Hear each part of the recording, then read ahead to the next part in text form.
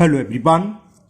Today we will solve from question number 3 of exercise 12.1 class 7 NCERT Math. इससे पहले हम 12.1 के 1 और 2 क्वेश्चन कंप्लीट कर चुके हैं, जिस वीडियो का लिंक मैं आपको नीचे डिस्कशन बॉक्स में दे दूंगा। अगर आपने वो वीडियो नहीं देखी है तो नीचे डिस्कशन बॉक्स में आके देख सकते हैं। इसका इंट्रोडक्शन वीडियो भी है अलजेब्रिक एक्सप्रेशन का, उसका लिंक मैं नीचे आपको डिस्कशन बॉक्स में दे दूंगा। Now question 3 is identify the numerical coefficient of term other than constant, यानी कि जो constant term है उसके अलावा जो term है उसका हमें numerical coefficient लिखना है in the following expression। जैसे first part is 5 minus t 3t square and the second part is 1 plus t square plus t cube। अब देखो 5 तो कांस्टेंट टर्म है, इसमें कितने टर्म्स हैं? 2 टर्म्स हैं। टर्म्स बताया तो हमने प्लस माइनस साइन से सेपरेट होते हैं, अलग होते हैं। तो माइनस से पहले वाला एक टर्म हो गया, माइनस के बाद वाला एक टर्म। तो फर्स्ट टर्म की वैल्यू 5 और सेकंड टर्म की वैल्यू -3t स्क्वायर। और ये क्या है? कांस्टेंट। तो इसको हमें नहीं लिखना, हम टर्म जो लिखेंगे -3t स्क्वायर और इसका न्यूमेरिकल कोफिशिएंट विद साइन लिखेंगे। टी स्क्वायर के साथ क्या वैल्यू है? -3, तो इसका ये कोफिशिएंट हो जाएगा -3। क्लियर? इसी तरह यहाँ 1 की जरूरत नहीं है, टर्म तो है, first term, second term, third term, fourth term, लेकिन हमें लिख रहा है अदर देन कांस्टेंट। कांस्टेंट के अलावा जो टर्म है कौन कौन से हैं? यानी कि जिसमें वेरिएबल हो, टी है, टी स्क्वायर है, टी क्यू है। तो टी के साथ क्या कुछ नहीं का मतलब 1 होता है, 1t स्क्वायर, तो इसका कोफिशिएंट होगा 1, इसका भी कोफिशिएंट 1 होगा, इसका भी कोफिशिएंट 1 होगा। चलिए करते हैं इसको। तो देखिए फर्स्ट पार्ट है इसका, 2 पार्ट मैं इसको अलग कर रहा हूं, बाकी मैं टेबल बना के कर दूंगा, क्योंकि एग्जाम में तो एक ही पार्ट आएगा, एक ज्यादा से ज्यादा 2 आ जाएंगे। तो अगर 1 या 2 पार्ट आएंगे तो आप इसको ऐसे करेंगे। और आपको अगर नोटबुक पे पूरी एक्सरसाइज करनी है तो बहुत टाइम लगेगा, टेबल बना के आप कर सकते हैं, जैसा कि आपकी आंसर शीट में दे रखा है इस तरीके से, है ना। तो ये कोफिशिएंट टर्म है कोफिशिएंट, सॉरी कांस्टेंट टर्म हमें नहीं लिखना है, केवल ये लिखना है। तो लिखोगे, क्योंकि इसमें लिखना है other than constant, identified the numerical coefficient of term other than constant in the following expression. तो अदर देन कांस्टेंट वाला टर्म क्या है? -3t square. तो इसका जो न्यूमेरिकल कोफिशिएंट है वो क्या होगा? -3। तो लिखोगे numerical coefficient of other than constant term, other than constant term is क्या है? टी स्क्वायर किसका है? -3, ये इसका आंसर हो गया। क्लियर? तो अब हर सवाल में, हर पार्ट में इतनी लैंग्वेज तो कोई टाइम लगेगा, इससे अच्छा मैं टेबल बना के सारे क्वेश्चन कर देता हूं। क्लियर? तो अब मैं बाकी ये पार्ट टेबल बना के करता हूं। तो टेबल में आप 3 कॉलम बना लीजिए। फर्स्ट में लिख दीजिए एक्सप्रेशन या अलजेब्रिक एक्सप्रेशन, सेकंड में टर्म और कोफिशिएंट। अब फर्स्ट पार्ट हो गया। सेकंड पार्ट में क्या है? 1 + t स्क्वायर + t क्यू। उसमें कांस्टेंट के अलावा कौन कौन से टर्म है? तो टी है, तो ये टी, इसके नीचे दूसरा टर्म लिख लीजिए टी स्क्वायर, इसके नीचे थर्ड टर्म।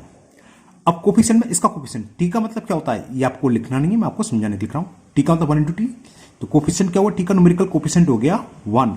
इसी तरह टी स्क्वायर का मतलब 1 × टी और टी को का मतलब 1 × T cube.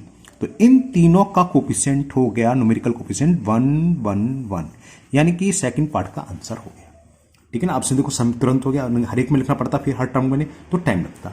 Now third algebraic expression is given. Third algebraic expression है x + 2xy + 3y। तो there are 3 term in this algebraic expression. First term is x, तो फर्स्ट टर्म लिख लो x। Second term is 2xy, तो ये 2xy, और third term is 3y। अब x का मतलब 1 × x, तो इसमें न्यूमेरिकल कोफिशिएंट क्या हुआ? 1। एक्स वाई के साथ न्यूमेरिकल वैल्यू क्या है? 2, तो इसका न्यूमेरिकल कोफिशिएंट हुआ 2 और y का न्यूमेरिकल कोफिशिएंट हो गया 3। तो ये आपका सेकंड पार्ट का आंसर हो गया। क्लियर? नाउ थर्ड पार्ट, यानी कि फोर्थ अलजेब्रिक एक्सप्रेशन। और फोर्थ एक्सप्रेशन हमें गिवन है 100m + 1000n।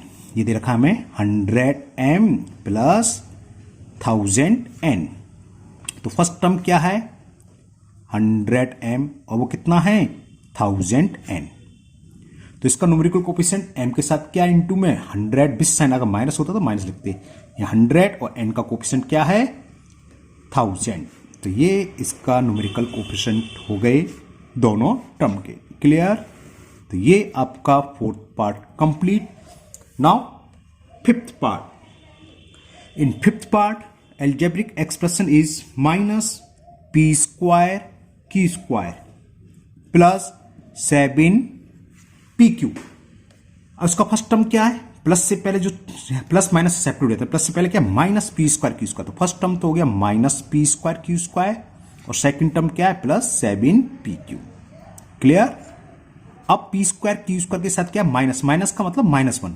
ये आपको 1 लिखना नहीं है, मैं आपको समझाने के लिए बता रहा हूं ना। तो इसका न्यूमेरिकल कोफिशिएंट क्या हो गया? -1 और पी क्यू के साथ 7, तो numerical coefficient of second term is 7।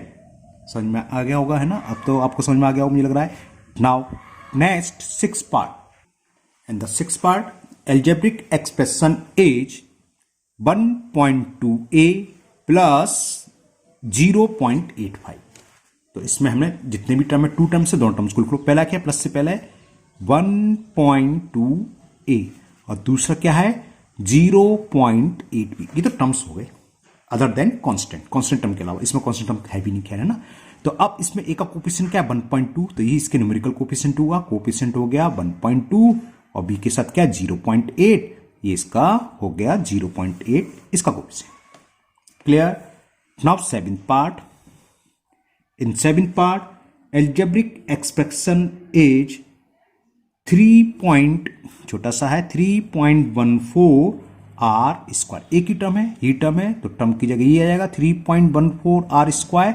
और आर स्क्वायर का कोफिशिएंट क्या हो गया? न्यूमेरिकल कोफिशिएंट, जो न्यूमेरिकल वैल्यू विद साइन, वो है 3.14। तो ये हो गया आपका 8th पार्ट। नाउ ये 7th है, sorry 8th part. 8th part में मैंने रखा है 2l प्लस v।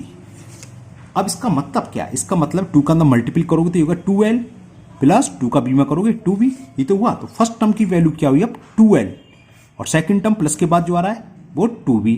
तो l का कोफिशिएंट क्या है? b। तो न्यूमेरिकल कोफिशिएंट फर्स्ट टर्म का 2 और b का भी कोफिशिएंट 2 है, दोनों के सेम है, तो b का कोफिशिएंट भी हो गया 2। Clear? Now next 9th part.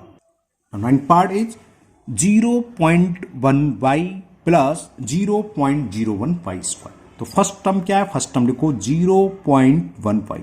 इसके नीचे आप सेकंड टर्म लिख लीजिए 0.01y स्क्वायर। तो फर्स्ट टर्म का कोफिशिएंट क्या है? 0.1। तो न्यूमेरिकल कोफिशिएंट हो गया 0.1 और सेकंड टर्म का न्यूमेरिकल कोफिशिएंट क्या हो गया? 0.01। तो ये क्वेश्चन नंबर आपका 3 कंप्लीट हुआ। इसमें 9 पार्ट थे, है ना। तो अगर आपको नोटबुक में करना, आप ऐसे टेबल बना के कर लीजिए, जल्दी हो जाएगा। एग्जाम में जो आएगा तो मैंने आपको बताया केवल हमें कैसे करना है। जैसे फर्स्ट पार्ट में बताया था 5 माइनस 3t स्क्वायर है, तो लिखोगे numerical coefficient of other than constant term is, constant term के अलावा एक ही टर्म है इसमें, माइनस 3t स्क्वायर। अगर क्वेश्चन ये होता, मान लो, है ना, इसमें तो एक ही टर्म था, तो इसमें अदर देन कांस्टेंट कौन कौन से? t है, t स्क्वायर, t क्यूब। तो coefficient of second term t is 1, numerical coefficient of third term यानी t स्क्वायर इज 1, ऐसे लिखोगे। Numerical coefficient t Q is 1। बस आपको नोटबुक में लिखा, लैंग्वेज देखो बहुत टाइम लगेगा। तो ये सारे के सारे पार्ट्स मैंने एक टेबल बना के कर दी। ओके, इसी तरह क्वेश्चन नंबर 4 है, वो भी मैं 1-2 पार्ट अलग से करूंगा और बाकी पार्ट्स टेबल बना के कर दूंगा। Now question number 4। In the question 4 a part, identify term which contain x and give the coefficient of x। Y square x plus y. अब इसमें कौन सा टर्म है जिसमें x है? तो कौन सा फर्स्ट टर्म है? वाई स्क्वायर एक्स, है ना। और इसका कोफिशिएंट x का कोफिशिएंट का मतलब x के साथ मल्टीपल और डिवाइडेड विद साइन जो कुछ भी हो वो सब इसका कोफिशिएंट होता है। तो x का कोफिशिएंट क्या हो? Y square. ओके, इसमें भी कितने 7 पार्ट हैं, तो मैं 1-2 पार्ट्स सेपरेट करूंगा और बाकी सारों को टेबल बना के कर दूंगा। क्लियर? एग्जाम में क्योंकि 1 पार्ट या 2 ही पार्ट पूछेगा, सारे नहीं पूछेगा। ओके, चलिए करते हैं। तो फर्स्ट पार्ट है y square x plus y. तो क्या लिखोगे? टर्म, अगर एक ही एग्जाम में आएगा तो ऐसे लिखोगे, term which contain, term with contain x. वो टर्म जो एक्स सकता है क्या है? एज कौन सा है? Y square x. ओके, अब एक्स का कोफिशिएंट पूछा है, द कोफिशिएंट ऑफ एक्स। तो क्या हुआ? एक्स से क्या रहा? Y square. तो नेक्स्ट लाइन में लिखोगे आप द कोफिशिएंट। कोफिशिएंट को आप COFF भी लिख सकते हैं शॉर्ट में, है ना। मैं इसमें पूरी स्पेलिंग लिख देता हूं फिलहाल। तो कोफिशिएंट ऑफ आगे टर्म में सीधा शॉर्ट में लिखूंगा CO डबल F है ना, क्योंकि फर्स्ट क्वेश्चन है तो लिख दे, ऊपर भी आया वैसे तो कोफिशिएंट ऑफ x इज क्या है, कोफिशिएंट ऑफ x के साथ क्या रहा, वाई स्क्वायर, तो ये इसका आंसर हो गया।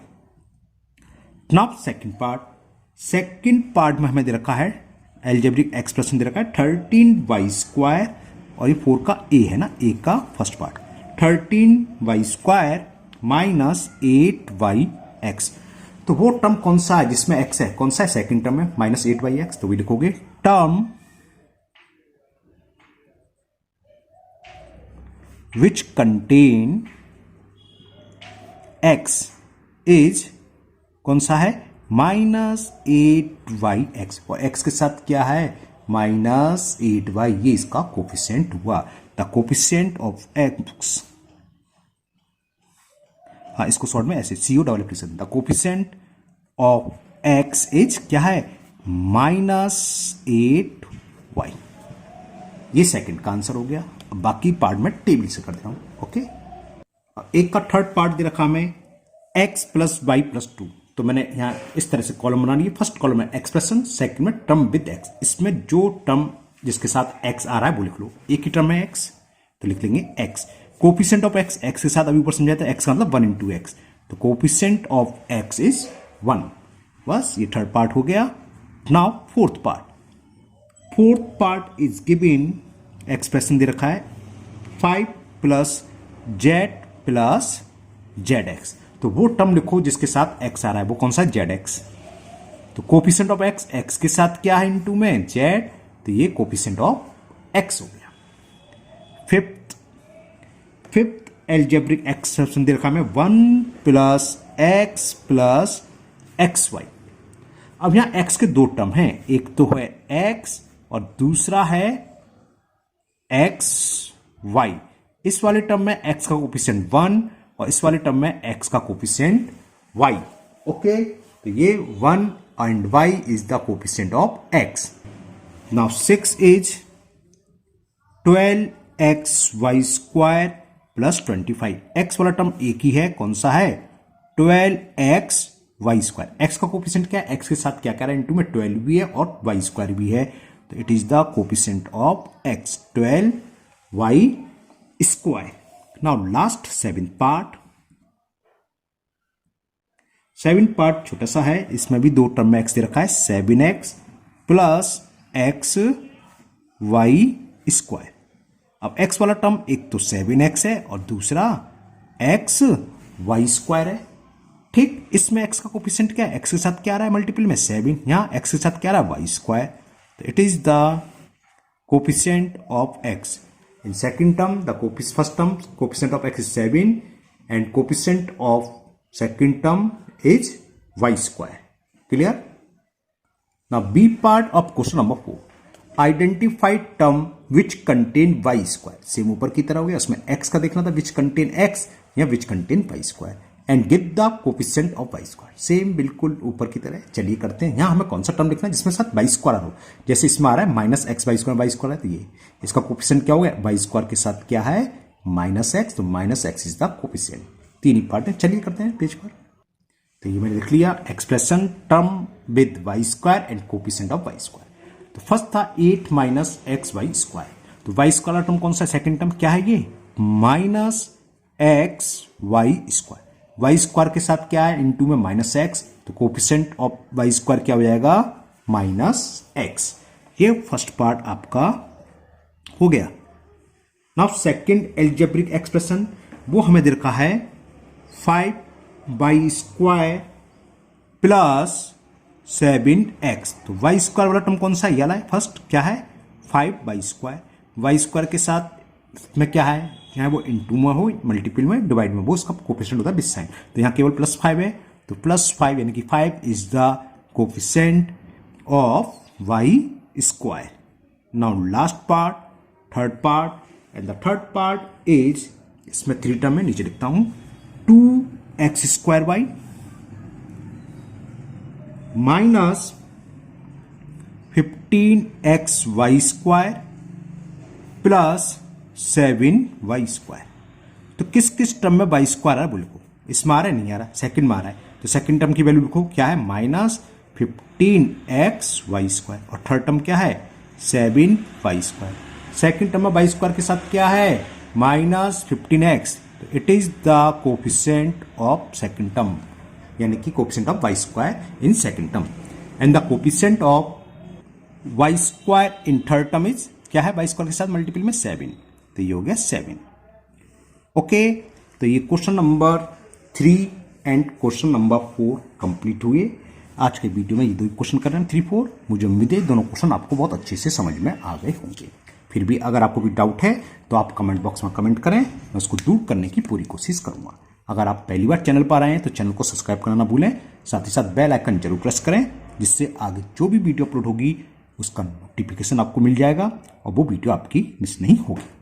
इस वीडियो को अपने दोस्तों को भी शेयर करें, जिससे कि वो भी इसका फायदा उठा सकें। फिर मिलते हैं नेक्स्ट वीडियो में। Thank you, have a nice day.